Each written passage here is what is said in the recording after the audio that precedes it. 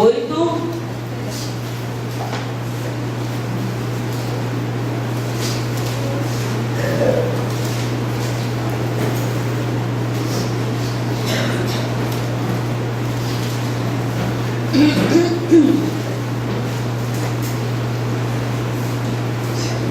Diz assim o versículo 1: Ó Senhor, Senhor nosso, quão magnífico é em toda a terra é o teu nome, pois expuseste os céus a tua majestade. Versículo 2: Da boca dos pequeninos e crianças de peito, suscitaste a favor dessa diversidade, para fazer Versículo 3. Vamos deixar um só ler, que aí não confunde as versões. Quando vejo os teus céus, obra dos teus dedos, a lua e as estrelas que preparaste. que é o homem, para que com ele te importes, e o filho do homem, para que com ele te preocupes. Contudo, pouco menos fizeste pelos anjos, e da glória e de honra o coroaste. Deste domínio sobre as obras da tua mão, sob seus pés tudo lhe puseste. Sobre as ovelhas e bois, assim como os animais do campo. As aves do céu, os peixes do mar, e tudo o que percorrer as veredas dos mares. Ó Senhor, Senhor nosso, não quão admirável é o teu nome sobre toda a terra. Ok. E a pergunta é: quem é essa criatura aí tão importante? Quem é o homem?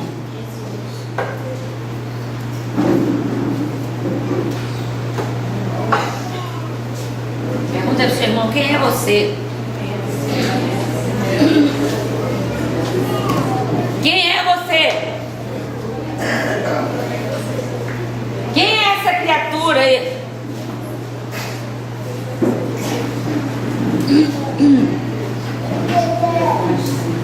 Olha a leitura.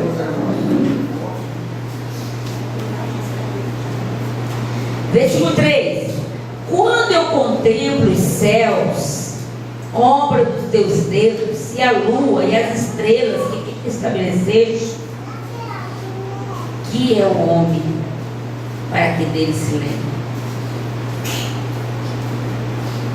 Fizeste-o, no entanto, um pouco menor do que Deus.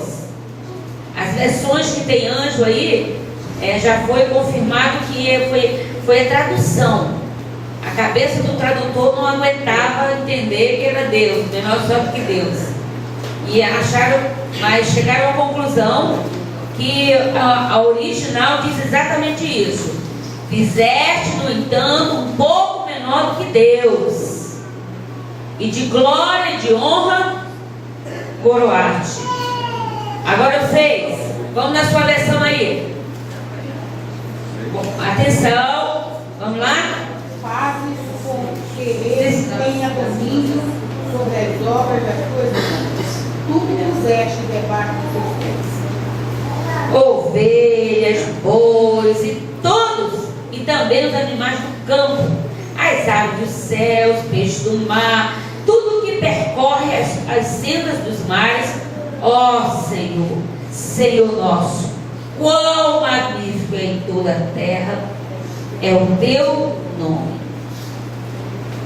Então, nossa aula de hoje, a gente ficou discutindo um pouquinho sobre aqueles pensamentos que é quem controla a gente. Você é controlado pelos pensamentos que estão na sua cabeça. A gente está dizendo, não, que me guia é Jesus. Se os pensamentos que tiver na minha cabeça, que predominam na minha vida, não são os da palavra, quem está me conduzindo? Meus pensamentos. Eles podem ter várias fontes. De onde vêm os pensamentos? Quem trouxe a folhinha da penúltima aula? Ali é a nossa pasta. Ah, muito bem. Eu vou lá dar uma nota 10 aí para quem está com pastinha. E tirar a nota de quem não tem. Aí, Roberto, tem alguém apontando você aí. Culpa dela, né? Ela tinha que ter arrumado essa pastinha, né? Eu tenho aqui algumas folhas. Essa aqui é a do pensar, a folha do pensar. Exatamente o texto, o tema dela está pensar. Eu tenho algumas. Se você tiver, lê comigo aí. Quem não tem, pensar. Eu? Você deixar em casa.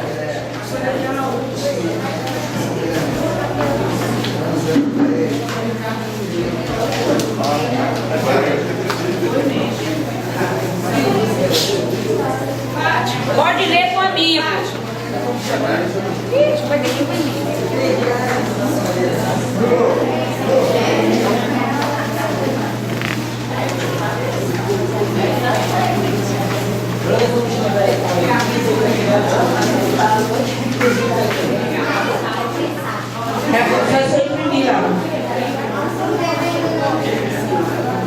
lê com amigo. A gente não vai se atentando ao papel, quero entendimento. É o entendimento. Vamos puxar para o entendimento. O papel a gente perde. A Bíblia a gente às vezes deixa em casa. Mas o que a gente retém, isso a gente vive, a gente reproduz. Então quem não tem, senta do lado de quem tem. E guarde o seu agora. Guarde o que tu tens para que não perca. Você? Dá para ficar do lado de alguém? É só mais pelo entendimento. A gente não vai se ater tanto ao papel, não.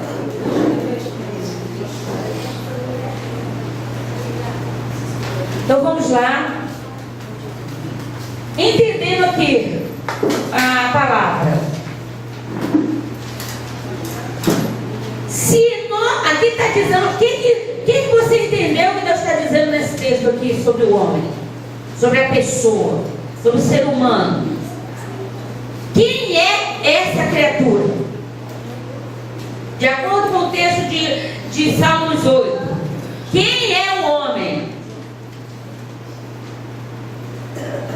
Quem arrisca ele? Um pouco menor que Deus. Menor, apenas menor do que Deus. Isso significa o quê? Não, Jesus foi homem. Na terra ele veio como homem. Né? Hoje ele é Deus e é homem. Mas daí esse homem já está falando pra gente. Mas essa palavra aqui não é de Jesus. Não é sobre Jesus. É sobre nós. Ele deu domínio sobre os animais do campo. Deu domínio sobre os peixes. Né? É o Adão. Somos nós. Então a pergunta é: quem é esse homem? À vista da palavra de Deus, quem é esse ser humano? Qual é a capacidade dessa criatura? O que ele pode fazer? Qual é a capacidade que ele tem?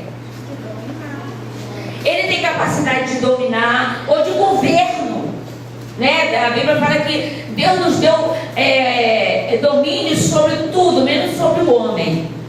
Nós não podemos dominar os homens. Nós podemos governar, liderar. O domínio é para as coisas e para as criaturas. O domínio não é para outro, porque quando o homem domina sobre o outro, há opressão. O homem deve liderar sobre outros, que é influenciar. No entanto, sobre as demais coisas, Deus colocou governo, domínio sobre todas as outras coisas. Então, o ponto aqui é a gente caminhar um pouquinho sobre quem é essa criatura. Olha o que diz o Salmo 115. Vamos para o Salmo 115 agora.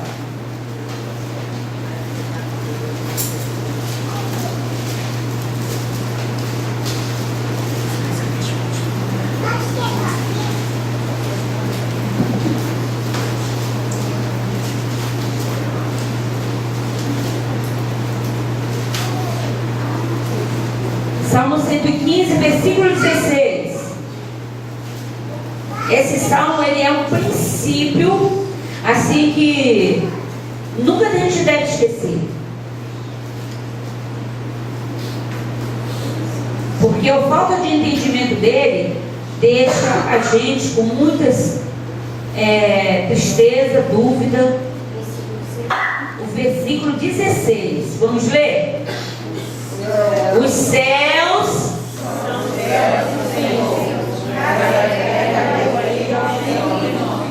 de novo? Os céus são do Senhor, mas a terra deu a ele. O que você entende sobre isso?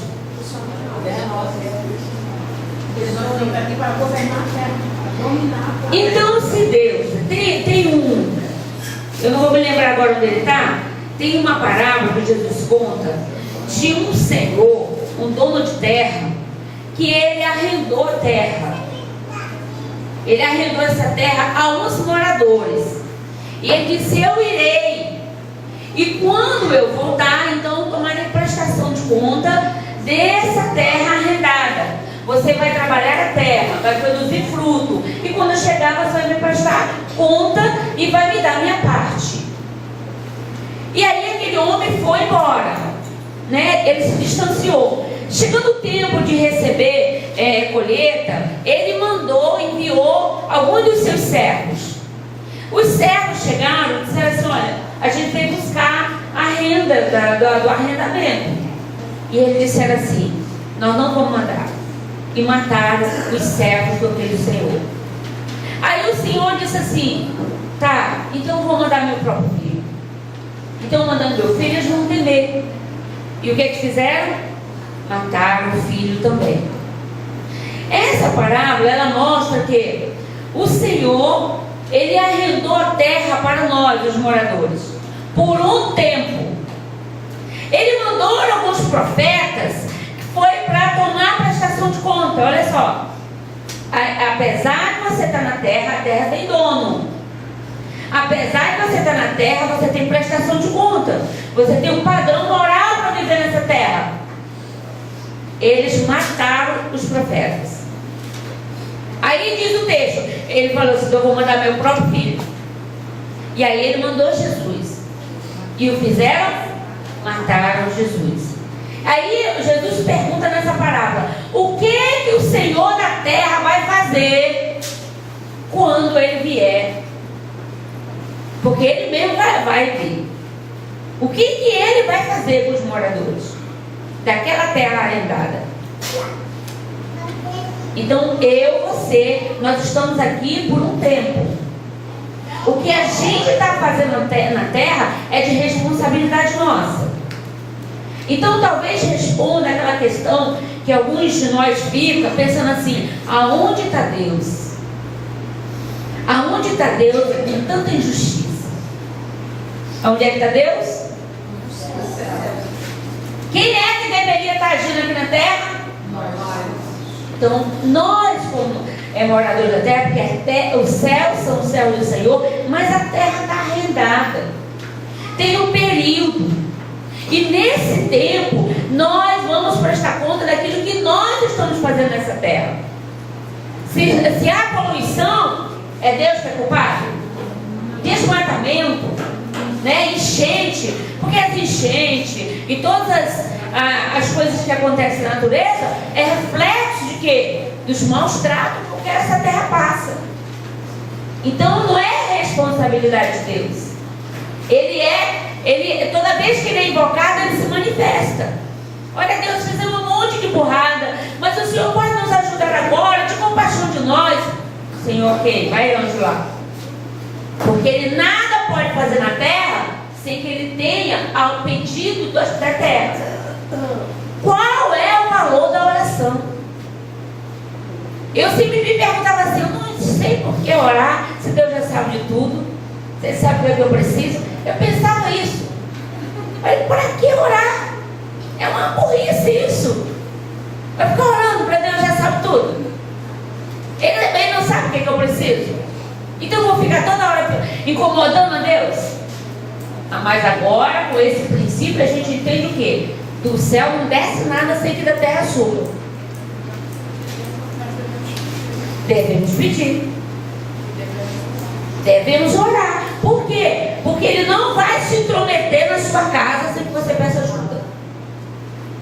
Não vai se intrometer na vida daquela criatura que você se importa sem que você peça. Então, quanto mais se pede, mais mover há. Por isso tem uma frase antiga que diz: quando muita oração, muito poder. Pouca oração, nenhuma oração. Então, qual é o princípio da oração aqui? É que na terra somos nós. Agora, a gente sabe realmente quem a gente é. Se eu tenho domínio sobre todos os animais, como é que pode não ter domínio sobre si mesmo? E os nossos vícios, os nossos problemas, não é falta de a gente não sabe. Por acaso você comete os mesmos erros que tu não sabe? Então, se você sabe, por que comete? Hã? Porque eu não tenho domínio próprio. E como que eu recebi do Senhor e na recriação, que o homem perdeu muito disso, né, quando caiu, mas nós fomos restaurados em Cristo. Então nós deveríamos ter o controle sobre nós mesmos. Por exemplo, se não pode comer salgado, por que come?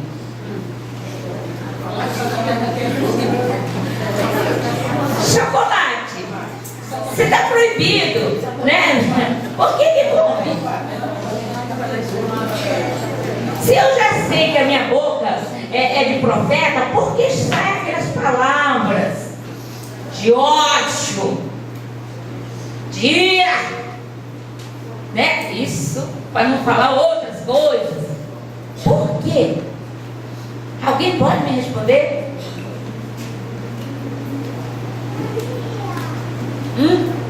Aí fala, o diabo está na atenção, o diabo agora. Eu? Já disseram que tudo que a gente não controla, a gente acha que é o diabo, né? Nem precisei ir lá.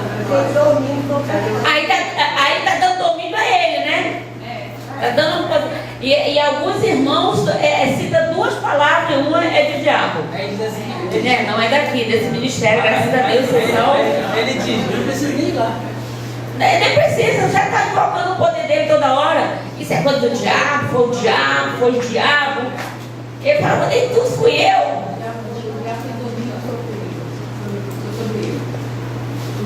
Está invocando, né? O tempo todo.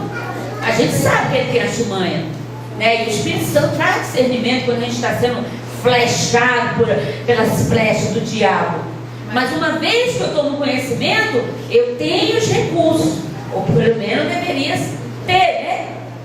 Porque quando a tentação é demais, o próprio Deus nos dá o livramento. Ele não nos deixará ser tentados além ou acima do que aquilo que a gente pode suportar. Então não tem nenhuma questão que o diabo é poderoso na vida do crente. Não tem diabo poderoso na minha vida. Você pode declarar isso? Não tem diabo poderoso na minha vida. Não tem. Por quê? Na hora que eu invoco o nome do Senhor, tudo que é diabo cai. Mas aonde é que está o problema então? Como alcançar esse domínio? Então todos estão de acordo que o problema é a falta de domínio próprio? Tem mais alguém que tem outra opinião?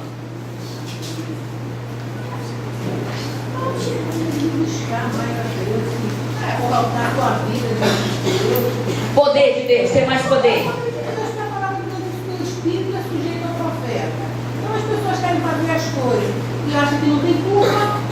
Quando eu vi, já falo, por que falou? Por que fez? Por que fez? Não sei. Eu acho que a gente também age muito na emoção, não na razão. Então o problema é a nossa emoção? Se Jesus tirasse a nossa emoção, como ficaríamos? Tudo certo. tudo dura, virava peso, né? Temos que ter. O problema é a emoção descontrolada, é isso que você quer dizer? Que aí a gente perde o controle do domínio próprio. Quando a gente age pela emoção do momento, não temos aquele controle. Então você está dizendo que a nossa emoção é uma das coisas que podem estar fazendo com que a gente não esteja vivendo aquela pessoa que Deus realmente planejou. Mas lá em Gálatas, se eu não me engano, eu acho que é em Gálatas que diz que nós devemos buscar os frutos do Espírito Santo. Sim. Tem alguma coisa a ver? Assim, para eu ter aquilo muito óbvio, é necessário, como a Vanessa falou, é necessário buscar os frutos do Espírito Santo para eu possa resistir. Será que é alguma coisa a ver? Porque Paulo fala que a gente devemos descontar, abandonar a ira, a raiva, a indignação, tudo isso. E onde está isso aí? Não é na emoção? É tudo da obra da carne. Mas o que é importante a gente aqui entender nessa aula é quem somos nós. Na origem de Deus, no projeto de Deus. Deus não projetou um homem, uma mulher, uma pessoa descontrolada emocionalmente. Ele não planejou uma pessoa instável, uma pessoa derrotada, uma pessoa mendigo. Deus não projetou para ser nenhum sem isso. Porque Ele nos deu dos mesmos ingredientes que tem Deus, da parte de Deus, Ele colocou em nós. Essa parte dele que está em nós é suficiente para nos fazer vencedor. Essa parte de Deus que está em nós é o poder para restituir, para restaurar, para recomeçar, para o renovo. Já está no meu corpo toda essa capacidade. Quem não assinou a folha, não, procura assinar. Aqui, quando passamos o homem, a nossa imagem. A imagem e semelhança. Então eu fiquei pensando assim, quando Deus pensou em criar o homem, o que veio no pensamento dele? Será que era uma pessoa fraca, sem controle de si mesmo? Se a intenção de Deus em criar o homem era expandir os seus filhos, aumentar os seus filhos. Porque o homem está no nível acima dos anjos. Aí o diabo, ele realmente é ocupado de algumas coisas. Porque qual é a maior função de Satanás? Convencer que a gente não tem valor. Balança para alguém aí para não dormir, diga: você tem valor. Deixa ninguém dormir não. Mas o diabo o tempo todo diz: você não presta para nada. Quem já escutou isso? Ah, você não sabe fazer um arroz? Tu não presta para nada. Emprestado. Como é que uma mulher não sabe fazer um arroz, gente? Não presta para nada. O homem não sabe trocar lâmpada. Você não presta para nada. Será que uma pessoa tão importante, a imagem e semelhança de Deus, pode ser considerada incompetente por não ter uma habilidade? Ou por não ter muitas habilidades, né? Ninguém tem todas as habilidades. Habilidade é algo que se aprende. Eu não sei fazer um negócio desse, mas eu tenho capacidade para aprender. Você também tem. Quem é carpinteiro aqui? Ó, já tem um Zé ali que pode ensinar. Uns vão pegar de logo, de imediato. Outros vão demorar mais. Porque a gente tem algumas aptidões que fluem melhor. Porque Deus não fez a gente igual um robô. Então o que é importante a gente compreender? Deus tem uma imagem de nós, uma imagem de alguém vencedor. Nenhum texto da Bíblia Deus arrasa com ninguém. Você está lá aprofundado lá no erro. Você está se sentindo todo culpado. E tu vai de joelho dizendo: Senhor, Senhor, eu sou um fracasso. Senhor, errei de novo. Senhor, dá uma palavra. Filho amado, eu te gerei.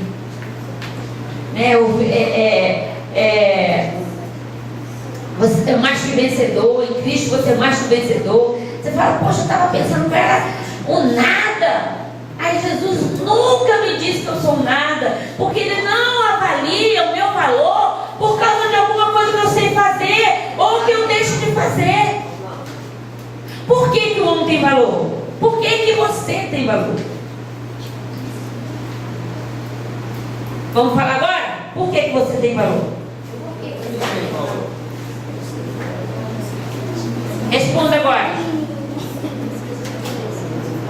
Quem quer responder aí? Por que você acha que você tem valor?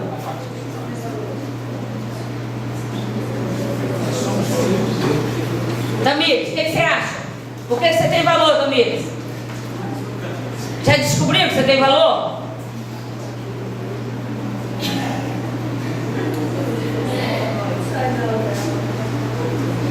Quem quer me responder essa pergunta? Hã? Que o Espírito Santo habita em você? Quem mais? Porque fomos feitos da imagem e semelhança de Deus. Mas fazendo tudo errado? Você tem valor? Porque Deus nos amou do jeito que a gente somos. Então Ele quer que a gente fique desse jeito? Não. E como é que você tem valor fazendo tudo errado? Tem valor ou não tem? Deus ama o pecador, mas Ele não ama o pecado. No entanto, que Ele deu Jesus por nós. Então, já isso é. Então o fato de eu estar fazendo as coisas erradas não muda o meu valor. Mas muda no dia do juízo? Então o perigo é que o juízo pode acontecer hoje. Para alguns, né? Nesse momento, quando a gente está aqui, tem muita gente descendo ou subindo, né? Tem muita gente que encerrou o período de conserto dela. E esse é o perigo. Nós não sabemos a história do céu nosso. Que hora que bate o martelo, encerrado o tempo. Né? Encerrado o tempo. Tem que prestar conta agora. Porque Gabriel caiu agora na frente, ele falou: eu não era para mim morrer, porque eu li, deu tudo errado e eu não embarquei. Ele falou: não era. Então o martelo não bateu para ele. E ele não foi. Então é isso que a gente vai fazer agora. Olhando esse papel, já entendemos isso, que nós temos valor e que eu posso largar o que está errado a hora que eu quiser. Só que tem algumas coisas que parece que grudaram. Não é verdade? Porque se eu já estou na igreja, já conheço a palavra, eu sei muitas coisas já. Só que algumas dessas que eu sei, eu continuo errando. Então, por que isso? Por que até Paulo fala isso? É o que eu quero fazer, isso eu não faço. Então, até o próprio Paulo tem essa consciência. Eu sei que está certo, mas eu não estou conseguindo fazer certo. Aquilo que eu mais detesto, eu estou acabando fazendo aquilo.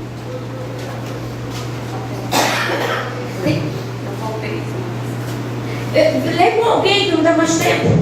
Lê com alguém só. A gente não vai seguir a risca, não. É só para entendimento. Quem tem papel fica do lado de outro. Essa aula é a penúltima, não é da semana passada, não. Se você tiver com seus papéis aí, ele tá. É o pensar. Então entenda o princípio. Aonde é que segura? Por que eu faço o que eu não quero fazer? Isso pode ser chamado de vício. Em algum caso é vício. Mas quem de nós vai admitir que tem um vício ainda? Eu mato não me disser isso. Eu sou crente. Eu não fumo e eu não cheiro cocaína e eu não tô mais viciado. Só tem esse vício? O que é vício?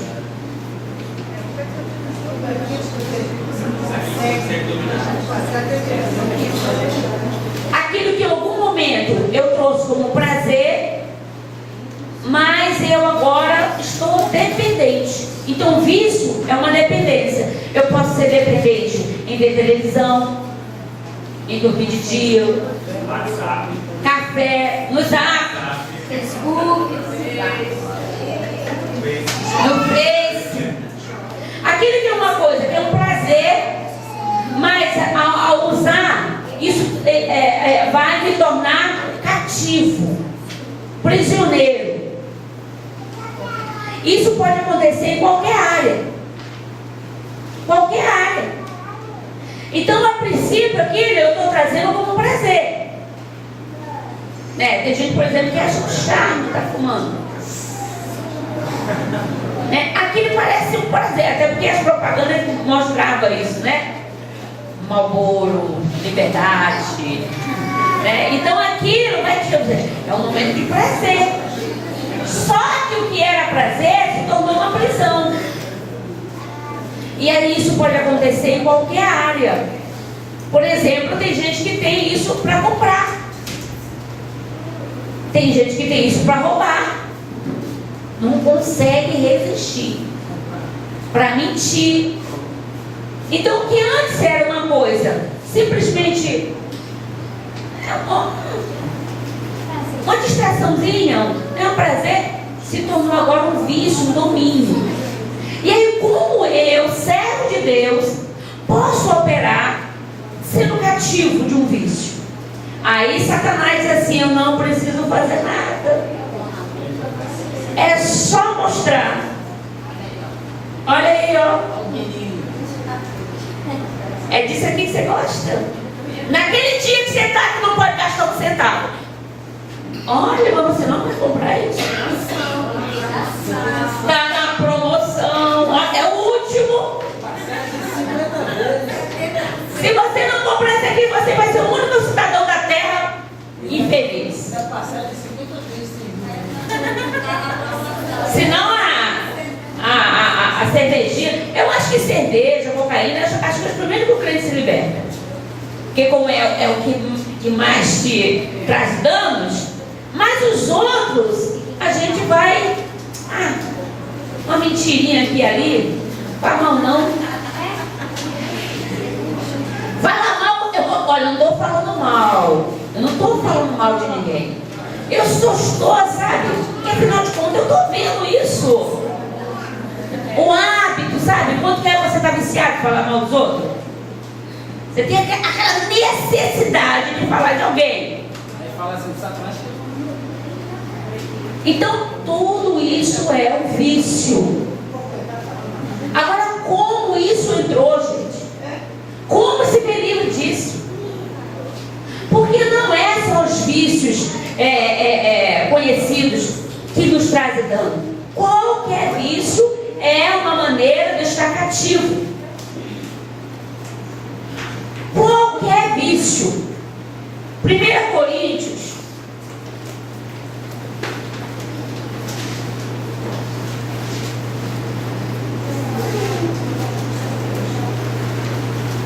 1 Coríntios, deixa eu ver se eu acho aqui.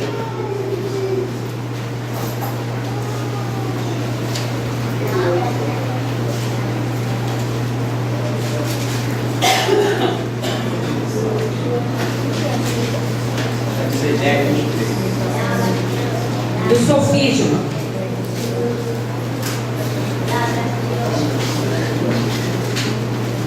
É 2 Coríntios.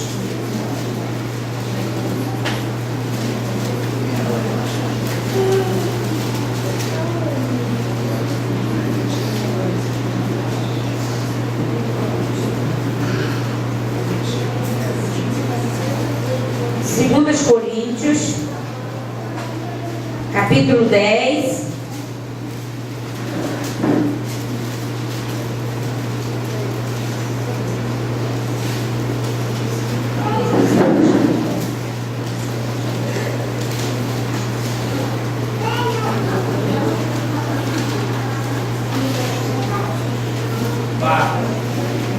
Versículo 4.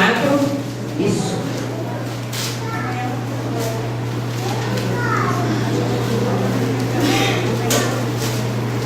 Diz assim, 2 Coríntios 10, 4. Porque as armas da nossa milícia não são carnais, e sim poderosas em Deus para destruir fortalezas, anulando nós o sofismo e toda altivez que se levanta contra o conhecimento de Deus, e levando cativo todo pensamento à obediência de Cristo. Olha o que diz aqui.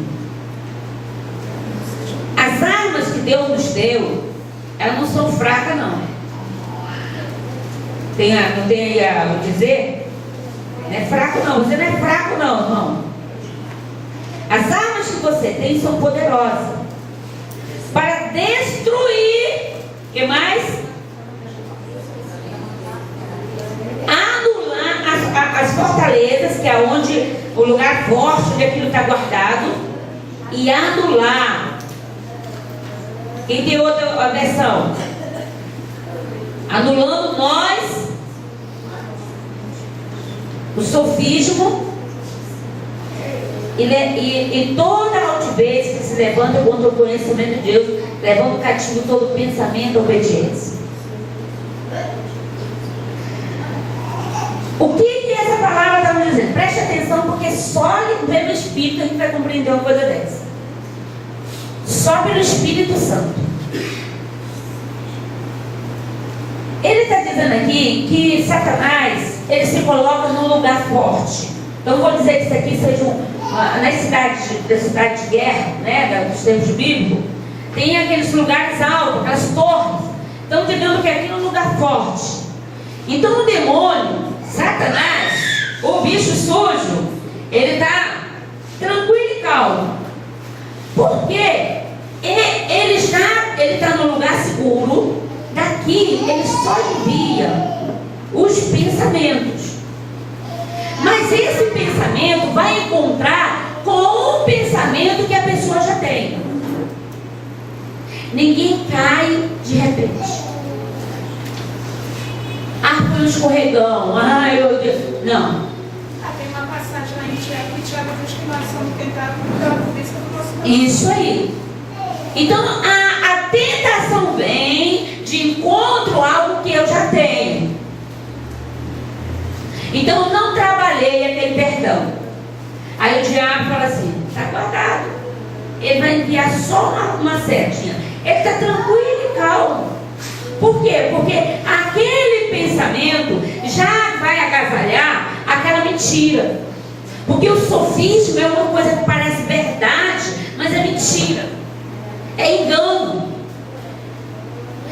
E aí ele não precisa se preocupar. Então aonde que mora a nossa libertação ou a nossa prisão? Aonde? Na mente. Nos pensamentos. Uma pessoa não se suicida de um dia, mas suicidou na última hora assim, ó. Tá bonzinha a pessoa, de repente suicidou. Isso não é verdade. Ela tinha uma ideia, ela não tinha uma revelação de vida eterna. Satanás já tinha um sofismo, já tinha um lugar forte. E agora ele enviou o dado naquele momento de fraqueza. E a pessoa não resistiu. E cedeu àquele pensamento que ela já tinha. Então por que nós temos que estudar a Bíblia? Porque eu estou cheio de pensamentos mentirosos. Eu tenho muitos pensamentos que não são verdade. E para mudar esses pensamentos, eu preciso trazer a verdade. Os pensamentos que não são verdade é o sofisma. É uma fortaleza para Satanás. Do tipo, se eu penso assim, cadê o nosso papelzinho do pensar?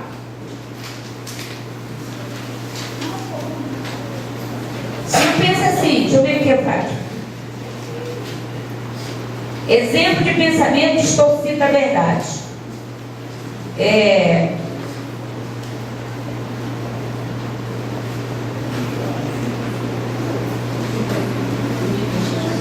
Ninguém gosta de mim.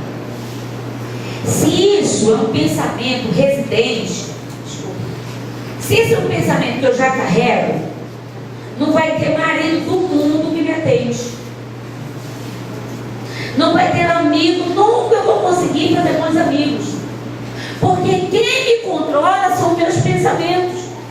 Aí eu penso assim, eu não tenho amigo, porque todos os amigos que eu arrumo são gente que não são confiáveis. Isso é verdade? Pode ser que você já vai para as amizades esperando, mais cedo ou mais tarde eles vão aprontar. E aí você fica esperando, porque quem está te conduzindo? Aquele pensamento. Então o meu pensamento, nós discipuladores, pais e mães, observamos o que está na cabeça pelo que fala. Uma pessoa pode se segurar muito, mas uma convivência com ela vai falar. Então o que eu penso, eu falo. O que eu sinto, eu faço. Então se eu sinto que de repente, sei lá, alguma coisa está me deixando com medo, eu vou ter um resfriado muito forte, eu estou sentindo isso, eu já começo a me deitar, e aí eu vou preparando o ambiente para aquele sentimento se manifestar. Então o que eu penso, o que eu sinto, eu faço. Deixa eu dar um exemplo que aconteceu comigo. Uma vez eu saí de casa, eu fui assim, uma coisa estranha, não sei. Mas saí, eu vim com meia, eu morava na ilha, chamamos de fazer um meia. Aí eu fui. Quando entrou um homem no ônibus, eu pensei, olha, vai sentar. E comecei, só vai sentar. Ela sentada num canto, e foi aquela pessoa aquele relógio, trocava as pulseiras. E eu disse, não, mas de repente eu falei, porque ele falou assim, passa o relógio. Aí eu só rolou em mim, pastora. É um bom exemplo disso. Porque tem coisa que Deus vai revelar a gente. E a gente, com a mente renovada, faz o quê? Age logo, corta logo. Mas se ela não cortou, ela ficou dando alimentação àquele pensamento. Pensamento pode vir da parte de Deus, pode vir da parte do diabo, pode vir das minhas experiências. Por isso que a Bíblia fala que eu preciso julgar profecias. Eu não posso julgar a pessoa, porque a pessoa está na sinceridade do coração dela. Eu não posso julgar. Ela pode estar acreditando naquilo ali realmente. Mas eu que estou recebendo, preciso. Bate, faz sentido, está alinhado com a palavra que Deus tem na minha vida. Deus me levantou como pastora. Aí eu venho alguém e Deus tem trabalhado isso antes da minha vida. Aí eu recebo um profeta de Deus, um homem de Deus, sei lá quem, e diz, olha, Deus está te levando agora para abrir muitas empresas. O tentador, né? Não é tentador? Mas tem a ver com aquilo que Deus tem falado para mim. Vai me desalinhar do meu propósito. Então na hora esse pensamento tem que ser combatido. Então, lógico, é profeta, amém, irmão, glória a Deus. Pode deixar que eu estou orando. Mas irmão, com o Espírito Santo, não está conferindo com aquilo que eu tinha como planejamento com o Senhor, não. E daí eu posso descartar ou não. Entende? O valor da gente trabalhar esse conhecimento de si mesmo. Nós somos nova criatura, mas significa que eu não sou nova criatura, agora eu estou agindo como nova criatura? Automaticamente eu me converti, agora eu não tenho mais desejo nenhum do pecado. Eu não tenho mais nenhuma maldição, nenhuma doença, eu não tenho mais nada, eu me converti. Verdade, mas não é vivencial até que eu coloque em vivência. Verdade é. Eu agora tenho esse acesso, eu tenho esse direito, mas isso só vai acontecer quando eu começar a colocar isso na palavra. Deus não vai mudar os meus maus hábitos. Quem é que tem que mudar eles? mediante os novos pensamentos. A renovação da mente. Por que no Shekinah nós valorizamos muito o discipulado?